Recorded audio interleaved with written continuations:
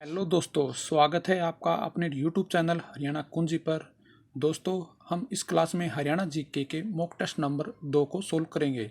दोस्तों, इस क्लास में भी हम 30 क्वेश्चन लेकर आए हैं। बहुत ही इम्पोर्टेंट क्वेश्चन है। चलते हैं अपने पहले क्वेश्चन के साथ। हमारा पहला क्वेश्चन है, चेतना नामक मासिक पत्र के संपादक कौन है? ऑप्शन है रविंद्र वशिष्ठ, अशोक हुड्डा, वीरेंद्र कुमार आर्य और नरेंद्र तोमर। दोस्तों, इसका आंसर रहेगा हमारे पास रविंद्र वशिष्ठ। जो रविंद्र वशिष्ठ है, उन्होंने चेतना नामक मासिक पत्र का संपादन किया था।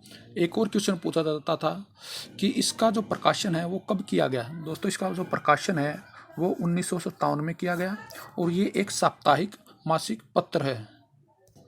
चलते हैं दूसरे क्वेश्चन के पास। दोस्तों, हमारा दूसरा क्वेश्चन रहेगा, जो हरियाणा ग्रंथ अकादमी की मासिक पत्रिका इनमें से कौन सी है? ऑप्शन है हमारा सप्तसिंधु, कथा समय, उपरोक्त दोनों और हरिप्रभा। दोस्तों, इसका आंसर रहेगा हमारे पास दोनों। जो सप्तसिंधु और कथा समय है वो हरियाणा ग्रंथ अकादमी की मासिक पत्रिका है। जो हरियाणा ग्रंथ अकादमी है उसकी जो स्थापना है वो 1970 में हुई थी। दोस्तों, हरियाणा ग्रंथ अकादमी का जो विलय है वो हरियाणा साहित्य अकादमी के अंदर 1979 के अंदर किया गया था और बाद में फिर से इसका पुनर्गठन 2011 में किया गया था। चलते हैं अगले क्वेश्चन के साथ।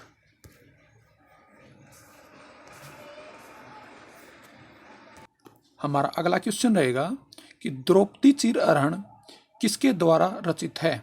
ऑप्शन है हमारे पास गोपीचंद, दीपचंद बैमन, लक्ष्मीचंद और रामचंद्र। दोस्तों, हमारे पास इसका आंसर रहेगा लक्ष्मीचंद। लक्ष्मीचंद के द्वारा ही द्रौपदी चिरण रचित है। हमारे पास एक इम्पोर्टेंट हस्ती है दीपचंद बैमन। दीपचंद बैमन के द्वारा भी कुछ सांग लिखे गए हैं, जैसे नल दमयंती, राजा हरिश्चंद्र,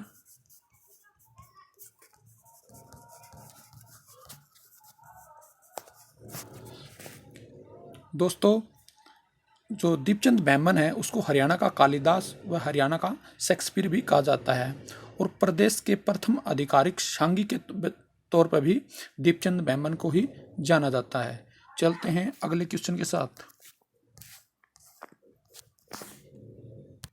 हमारा अगला क्वेश्चन रहेगा, हरियाणा नवरत्न के नाम से किसे जाना जाता है? ऑप्शन है नेकीराम शर्मा, प्रहलाद शर्मा, श्रीराम शर्मा, उपरोक्त सभी। दोस्तों, इसका आंसर रहेगा हमारे पास श्रीराम शर्मा। श्रीराम शर्मा को हरियाणा नवरत्न के नाम से भी जाना जाता है। अब आया नाम नेकीराम शर्मा। नेकीराम शर्मा ने 1930 में संदेश नामक समाचार पत्र का प्रकाशन किया था। चलते हैं अगले क्वेश्चन के पास। हमारा अगला क्वेश्चन रहेगा, हरियाणा में गांधी के आश्रम से किसे जाना जाता है? जो इसमें बेसिकली क्वेश्चन में ये पूछा है कि हरियाणा में गांधी का जो आश्रम है वो कहाँ पर है? ऑप्शन है पलवल, बी मेवात, सी रोहतक, डी पंचकुला। दोस्तों, इसका आंसर जो रहेगा हमारे पास रहेगा पलवल। जो पलवल में है, हरियाणा में गांधी के आश्रम बनाया गया है। इसकी स्थापना कब की गई थी? दोस्तों, इसकी स्थापना 1938 में की गई थी और इसका जो उद्घाटन है वो सुभाष चंद्र बोस के द्वारा किया गया है। अगर क्वेश्चन में कई बार हरियाणा में गांधी के पार्क के बारे में पूछा जाए तो उसका आंसर रहेगा मेवात। चलते हैं अगले क्वेश्चन के साथ। हमारा अगला क्वेश्चन है, दाहिने हाथ का संघ किसके द्वारा रचित है? ऑप्शन है गुलाम हुसैन शाह, गुलाम कादिर शाह, राजा मोहन सिंह और मोहन चोपड़ा। दोस्तों, इसका आंसर रहेगा हमारे पास गुलाम हुसैन शाह। गुलाम हुसैन शाह के द्वारा ही दाहिने हाथ का शंख रचित है। इसके अलावा इन्होंने राममाला का भी प्रकाशन किया और मोहन चोपड़ा के द्वारा भी टूटा हुआ आदमी, सुबह से पहले, नींद से आगे, एक छाया और एक मैं, ये प्रकाशन किए गए हैं मोहन चोपड़ा के द्वारा। चलते हैं अगले क्वेश्चन के पास। रोहतक का वराह, कोसली का विष्णु किस काल की प्रतिनिधि कलाकृतियां हैं? ऑप्शन रहेगा हमारा उत्तरोत्तर काल, बी गुप्त काल, सी पाषाण काल, डी कुषाण काल। दोस्तों इसका आंसर जो रहेगा हमारे पास वो रहेगा गुप्त काल। चलते हैं अगले क्वेश्चन के पास।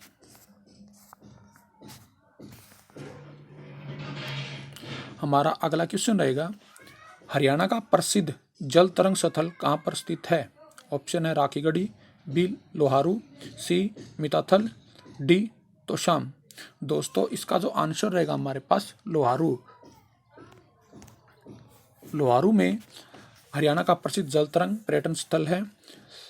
इंपॉर्टेंट क्वेश्चन ये है लोहारू के बारे में और जल तरंग के बारे में कि जो इसका जो संचालन है जल तरंग का वो लोहारू की नगर पालिका के द्वारा किया जाता है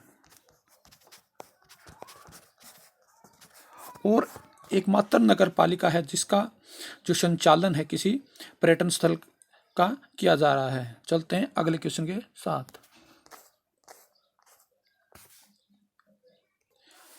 हमारा अगला क्वेश्चन रहेगा, छछरौली के कौन से मेले का आयोजन किया जाता है?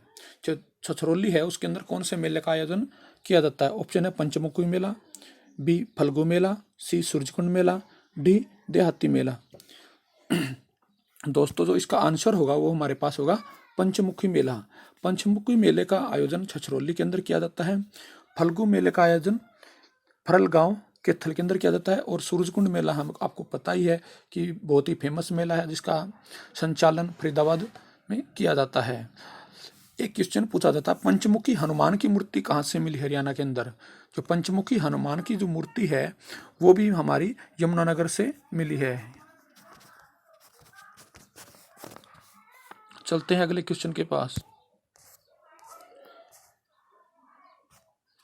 जैन यात्रियों की गतिविधियों का मुख्य केंद्र हरियाणा में कौन सा स्थान रहा है?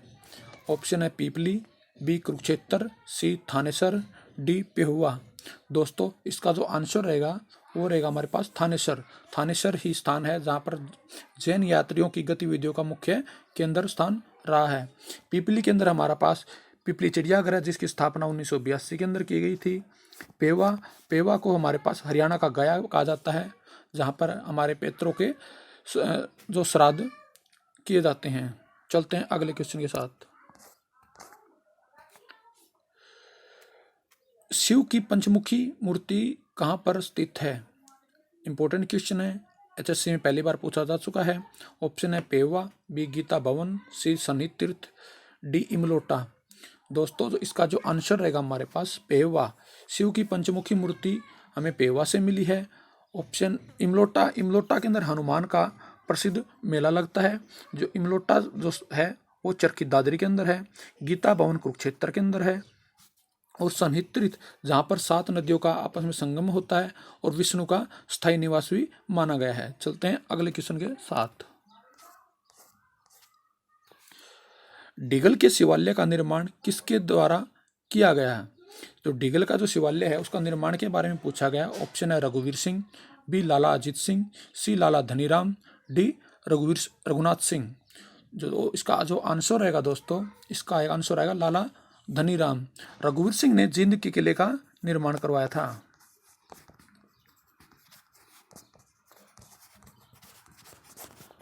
हमारा अगला क्वेश्चन रहेगा,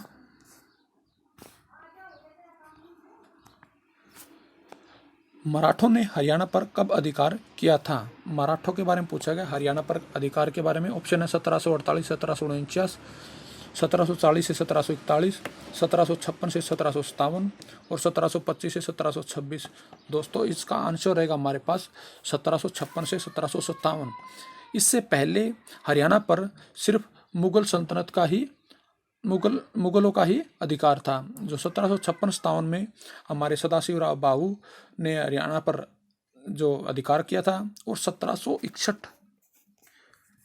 1761 में पानीपत की तीसरी लड़ाई में वह अहमद शाह अब्दाली से हार जाता है। चलते हैं अगले क्वेश्चन के साथ। सल्तनत काल में हरियाणा का सबसे छोटा इक्ता कौन सा था? ऑप्शन रहेगा दिल्ली, पलवल, रेवाड़ी और हांसी। दोस्तों इसका जो आंसर रहेगा हमारे पास पलवल। पलवल जो है सल्तनत काल का सबसे छोटा इक्ता हुआ करता था। दोस्तों सल्तनत काल का सबसे बड़ा इक्ता हमारे पास दिल्ली भी हुआ करता था। चलते हैं अगले क्वेश्चन के साथ।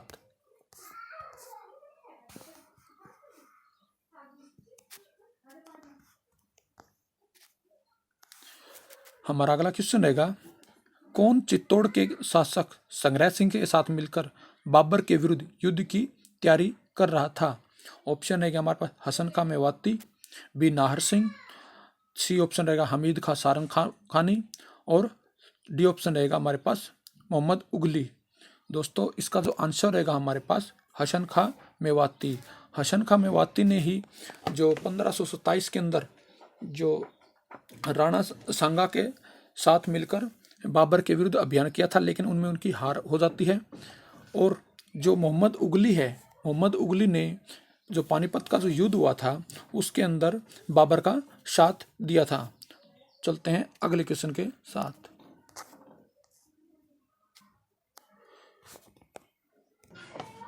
हमारा अगला क्वेश्चन रहेगा, हरियाणा में कर एकत्र करने वाले साहिब दीवान को किस कवि ने मुसाहिब कहा है? ऑप्शन रहेगा तुलसीदास, बी सूरदास, सी अमीर खुसरो, डी मीर।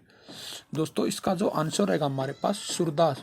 सूरदास का जन्म सिही गांव फरीदाबाद में हुआ था और सिही गांव को ही साहित्यकारों का आराध्य स्थल के नाम से जाना जाता है। चलते हैं अगले क्वेश्चन के साथ।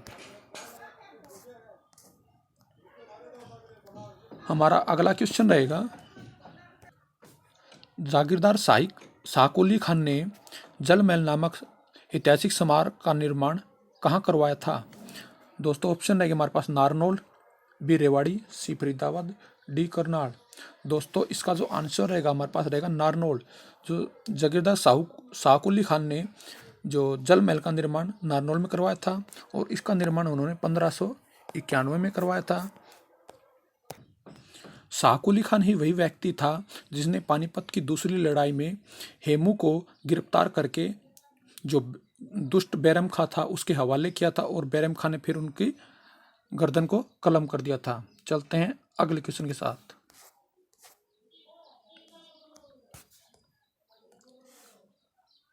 हमारा अगला क्वेश्चन रहेगा, किस ग्रंथ के अनुसार प्रभाकर वर्धन की मृत्यु होने के पर रानी यशोमती स्वयं को चिता को समर्पित होकर सती हो गई थी? इस पुस्तक का नाम पूछा गया। इसका जो ऑप्शन है हमारे पास मेघदूत, बी हरिश्चरित्रम, सी मालविकाग्निमित्र, डी राजतरंगिणी। दोस्तों इसका जो आंसर है हमारे पास हरिश्चरित्र। हरिश्चरित्र बाणभट्ट के द्वारा लिखी गई है, मेघदूत कालिदास के द्वारा लिखी गई है और राजतरंगिणी कलहण के द्वारा लिखी गई है। चलते हैं अगले क्वेश्चन के साथ।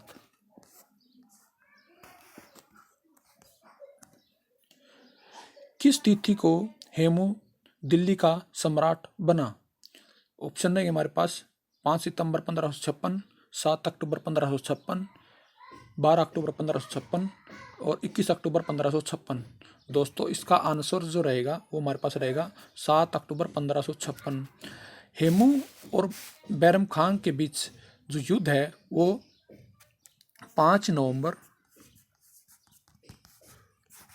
1556 को हुआ था, जिसमें जो अकबर का संरक्षक बैरम खां की जीत हो जाती है। चलते हैं अगले क्वेश्चन के साथ।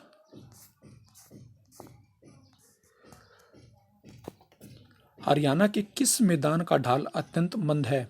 ऑप्शन रहेगा जलोढ़ मैदान, बी बाड़ी के मैदान, सी बालूयुक्त टिब्बे का मैदान, ऑप्शन डी रहेगा उपरोक्त सभी। दोस्तों इसका जो आंसर रहेगा हमारे पास जलोढ़ मैदान।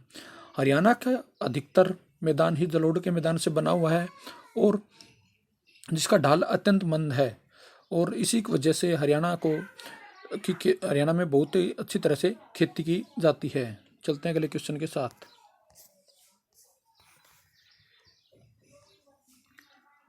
हमारा अगला क्वेश्चन रहेगा, किस भूगर्भिक काल में हरियाणा राज्य की भूगर्भिक संरचना में महत्वपूर्ण परिवर्तन हुए? ऑप्शन रहेगा हमारे पास ओजोइक काल, बी पैलेजोइक काल, सी मेसोजोइक काल, डी कैनोजोइक काल। दोस्तों इसका जो आंसर रहेगा हमारे पास वो रहेगा मैसेजोइक काल के अंदर ही हरियाणा के अंदर भूगर्भिक जो संरचना में महत्वपूर्ण परिवर्तन हुए थे। और एक क्वेश्चन और भी आता है कि हरियाणा के किस काल में जो नदी नाले व पहाड़ों का निर्माण हुआ था। दोस्तों उसका जो आंसर रहेगा हमारे पास रहेगा कैनेजोइक काल। जो इससे पहले के काल से जो पैलेजोइक काल है या ओजोइक काल है उसके अंदर तो हरियाणा के अंदर कोई भी परिवर्तन नहीं हुए, उसको हम निर्जीव युग के नाम से भी जानते हैं। चलते हैं अगले क्वेश्चन के साथ। हमारा अगला क्वेश्चन रहेगा देवी तालाब के शिव मंदिर का निर्माण किसके द्वारा किया गया। ऑप्शन रहेगा हमारे पास बाबा लक्ष्मणगिरी महाराज के द्वारा, बाबा अनुरूप सिंह के द्वारा और सरदार मंगल सिंह रघुनाथ ने, और इनमें से कोई नहीं। दोस्तों इसका जो आंसर रहेगा हमारे पास मराठा सरदार रघुनाथ सिंह ने इसका निर्माण करवाया। चलते हैं अगले क्वेश्चन के पास।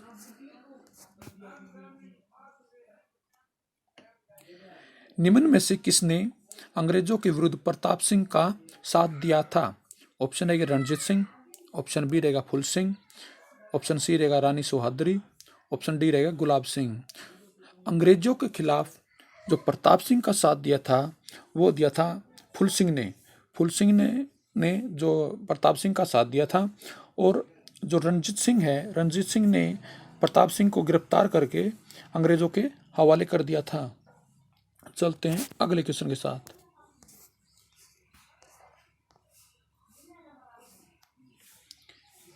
थानेसर नगर के पास थानेश्वर महादेव मंदिर का निर्माण सम्राट हर्षवर्धन के किस पूर्वज द्वारा किया गया था। ऑप्शन रहेगा आप नरवर्धन, बी पुष्यभूति, सी प्रभाकर वर्धन, सी आदित्य वर्धन। दोस्तों इसका जो आंसर रहेगा हमारे पास पुष्यभूति। पुष्यभूति के द्वारा ही थानेश्वर महादेव मंदिर का निर्माण किया गया था। अगर इसके पुनर्निर्माण के बारे में बात की जाए तो सदाशिवराव भाऊ द्वारा इसका पुनर्निर्माण करवाया गया था। चलते हैं अगले क्वेश्चन के साथ।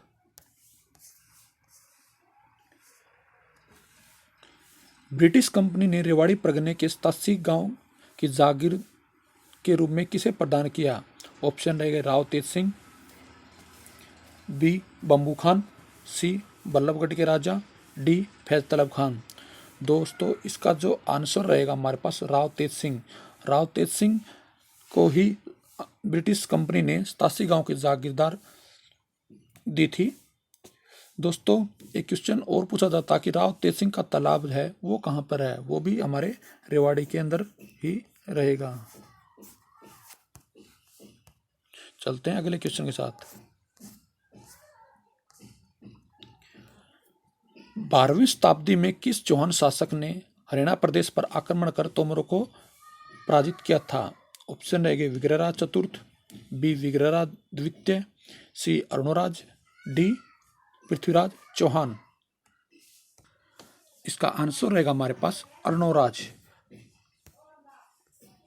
अरुणराज ने 1139 में तोमरों पर आक्रमण किया और तोमरों को पराजित किया था। विग्रहराज चतुर्थ ने जो तोमरों को अंतिम रूप से 1151 में पराजित किया था, और विग्रहराज चतुर्थ को ही मलेच्छरों का विनाशक के नाम से जाना जाता है। चलते हैं अगले क्वेश्चन के पास।